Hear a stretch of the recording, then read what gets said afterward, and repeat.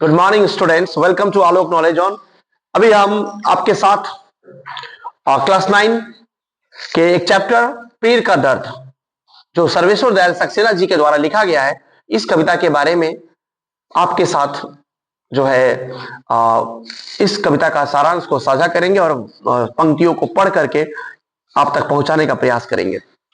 कुछ धुआं उठा, कुछ लपटे, कुछ कोयले, कुछ राख छोड़ता, चूल्हे में लकड़ी की तरह मैं जल रहा हूं, मुझे जंगल की याद मत दिलाओ। कहने का भाव यह है कि पेड़ हमेशा से, सदियों से, हजारों लाखों वर्षों से मानव सभ्यता व पृथ्वी पर जितने सजीव प्राणी है, इन सभी को सिर्फ देना जाना है। कभी उसने किसी से कुछ मांगा नहीं। इसके बाद भी आज वो पेड़ जल रहा है, पेड़ कट रहा है और कटने के बाद वो चूल्हे में जल रहा है, अर्थात उसकी अस्मिता को पूरी तरह से तार तार कर दिया था। कभी कहते हैं कि पेड़ कहता है कि कभी मैं हरा भरा था, कभी मुझ पर मैं संपूर्ण खड़ा था, चिड़िया मुझ पर चहचहाती थी, न जाने कितनों का बसेरा था मैं, कितनों का घर था मैं। आज मुझे वो दिन याद आता है तो मेरी रूहें जो हैं वो कांप जाती हैं, कहती है मुझे जंगल की याद मत दिलाओ। जिस जंगल में मेरी संपूर्णता को मुझसे छीन ली गई थी, कुल्हाड़ियों से मेरे ऊपर चोट किया गया था, आड़ों से जिसमें मुझे टुकड़े टुकड़े करके मुझे चूल्हे में जलने के लिए मजबूर कर दिया गया था, आज जिसमें मेरी संपूर्णता को छीन ली, आज मैं इस चीज को देख करके बहुत ही अंतर आत्मा से बहुत ही दुखी हूं। लकड़ी की तरह मैं अब जल रहा हूं। जब पेड़ खड़ा रहा था तो उसने हमेशा देना जाना, जब वो लकड़ी बन गया तो चूल्हे में जलने के लिए मजबूर हो गया। कभी का भाव यह है, कहना चाहते हैं, जो हांडी, जब हम लकड़ी से कुछ लकड़ी जब पेड़ को बना करके जब चूल्हे में डालते हैं तो जो हांडी उस पर चढ़ा होता है उसकी खुदबुदी या तो झूठी है, उससे किसी की आत्मा तृप्त हो या ना हो, लेकिन वो जल रहा है।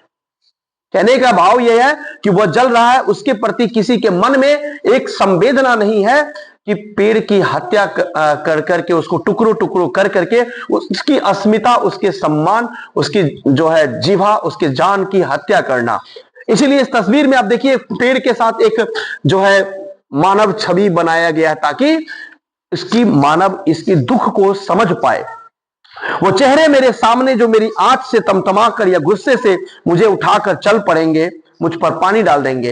अर्थात जब चूल्हा लकड़ी में पेड़ जब कट करके लकड़ी बनकर चूल्हा में जलने लगता है तो उस पर पानी डाल करके उसे बुझा दिया जाता है। उससे निकलता हुआ जो आंसू है, ये आंसू इस बात की साक्षी है कि कितनी पीड़ा उस पेड़ को हुआ होगा जब उसको टुकड़ा टुकड़ा करके आरी से काट करके चूल्हे में जलने के लिए उसे मजबूर कर दिया होगा। एक एक चिंगारी, झड़ती पत्तियां जिनसे मैं चूम लेता था, कहते हैं एक एक चिंगारी कभी पेड़ के दर्द को अपना दर्द मानते हुए उसके दर्द को जो है स्वीकारा है और कहा एक एक चिंगारी जिसको मैं आज चूम लेना चाहता हूं, इस धरती को जिसमें मेरी जड़ें थी। कहने का भाव यही है कि मैंने बहुत शॉर्ट में समझाया, क्योंकि यह जो कविता है, इस कविता में पेड़ का दर्द अर्थात दर्द सबको होता है। पेड़ हो या अन्य जीव जंतु हो, जो प्राणी बोल नहीं पाता उसे भी दर्द होता है, पेड़ों को भी दर्द होता है। और जब दर्द होता है वो अपनी दर्द के दुख को बयान नहीं कर पाता, इसलिए